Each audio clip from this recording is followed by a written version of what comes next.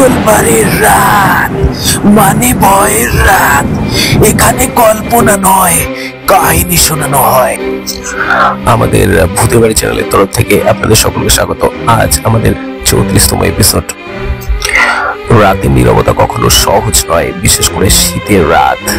কুয়াশা, অন্ধকার আর সেই শীতের বাতাসে যে রহস্য লুকিয়ে থাকে তা দেখার সাহস কম মানুষেরই থাকে। আজ আমি আপনাদের এমনই এক ভয়ঙ্কর গা থমথম করা গল্প শোনাতে চলেছি। আমাদের আজকের 34তম এপিসোডে আমাদের আজকের নিবেদন ভুতুড়ে বাস। শীতের তীব্র বাতাস নাকের মধ্যে কেঁপে যাচ্ছিল, ঘন কুয়াশা ঢেকে দিয়েছে সব পথ, আর পথ চলার শব্দ দূরে হারিয়ে গেছে। তপন নামের এক যুবক কাজ শেষে বাড়ি ফিরছিল। শহর থেকে গ্রামে যাওয়ার একমাত্র উপায় ছিল রাতের বাস। বাস স্ট্যান্ডে দাঁড়িয়ে তপন দেখলো ফ্ল্যাশিং লাইটে হঠাৎ একটা পুরনো ধুলোময় বাস এসে থামলো। বাসের নাম ফলক পড়ার চেষ্টা করলো তপন, কিন্তু কুয়াশার কারণে অক্ষরগুলো অস্পষ্ট।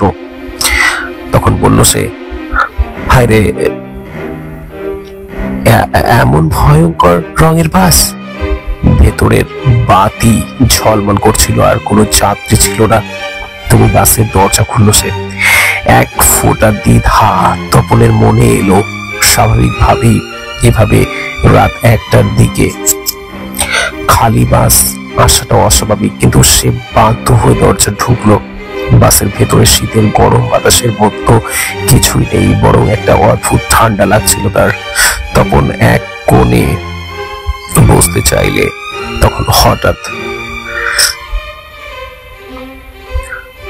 চলুন আপনারা সবাই উঠুন, শুনতে পেল, কিন্তু কোনো মানুষ বা কন্ডাক্টর নেই বাসে। কণ্ঠটি ভেতরের বাতি থেকে এসছে, মনে হচ্ছিল বাসের দেওয়ালেই কথা বলছে। বাস চলতে শুরু করলো, কিন্তু অদ্ভুত ব্যাপার, রাস্তার কোথায় তা ঠিক তপন বোঝার আগেই উল্টো দিকে হয়ে যাচ্ছে। কুয়াশা এত ঘন যে সামনের বাতি ঝাপসা হয়ে গেছে। বাসের এক কোণে তপন দেখলো একজন বুড়ো মানুষ বসে আছেন। মুখটা অদ্ভুত ভাবে অস্পষ্ট, চোখ অন্ধকারে ডুবে আছে। তপন বলল, তাকালো এবং বুড়ো মানুষটি হেসে বলল, শীতের রাতের বাসে কেউ একাই যায় না। ভয়ে তপনের গলা শুকিয়ে গেল। সে তাকিয়ে দেখলো, কিন্তু কয়েক সেকেন্ডের মধ্যেই বুড়ো মানুষটি হঠাৎ উধাও। বাসের ভিতর শুধু শূন্যতা আর কুয়াশা। বাস আরো গভীর অন্ধকারে ঢুকলো। হঠাৎ করে টর্চ লাইটের মতো বাতি বন্ধ হয়ে গেল, কিন্তু শুধু একটি মাত্র লাল বাতি ঝলমল করছে। তখন তার চারিপাশে তাকালো, কোথাও কোনো মানুষ নেই। হঠাৎ শুনতে পেল ফিসফিসানি, ছাড়ো আমাকে, ছাড়ো, তুমি কোথা থেকে এসেছ? ভয়ে তখন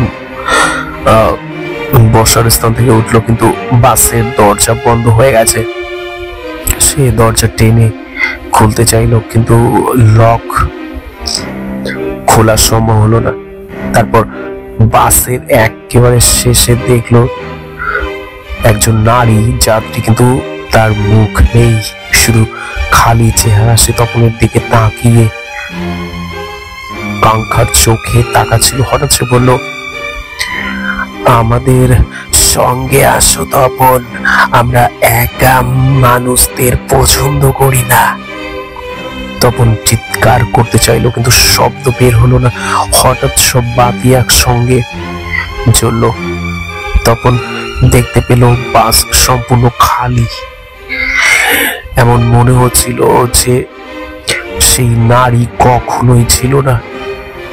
তপন মনে করতে লাগলো, শহরের প্রবীণরা এক কথায় বলছিল 25 বছর আগে এই বাসে এক ভয়ঙ্কর দুর্ঘটনা ঘটেছিল। শীতের রাতে একদিন এই বাসটি নিয়ন্ত্রণ হারিয়ে ঘাড়ের এক ফাঁকা খাঁচে পড়ে গিয়েছিল। সব যাত্রীরা মারা গিয়েছিল আর কেউ উদ্ধার করা যায়নি। এরপর থেকে কেউ এই রুটে রাতের সময় বাস দেখেনি। তপন অনুভব করলো বাস নিয়ন্ত্রণহীন ভাবে চলছে, যেন একটি অদৃশ্য শক্তি চালাচ্ছে বাসটি। সে জানে রাত যত এগোবে তার জীবনও আরো বিপজ্জনক হবে।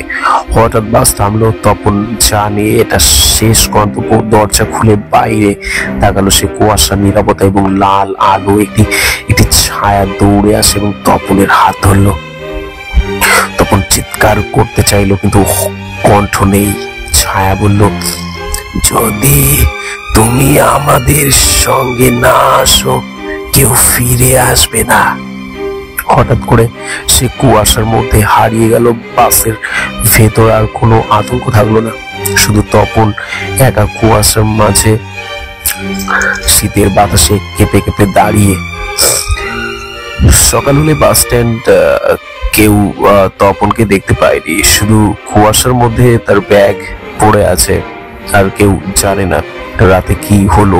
বাসটি সেই রুটে নিশ্চল, মৃত, নিস্তব্ধ, যেন 25 বছরের পুরনো রহস্য আজও আমাদের মতো আমোঘ।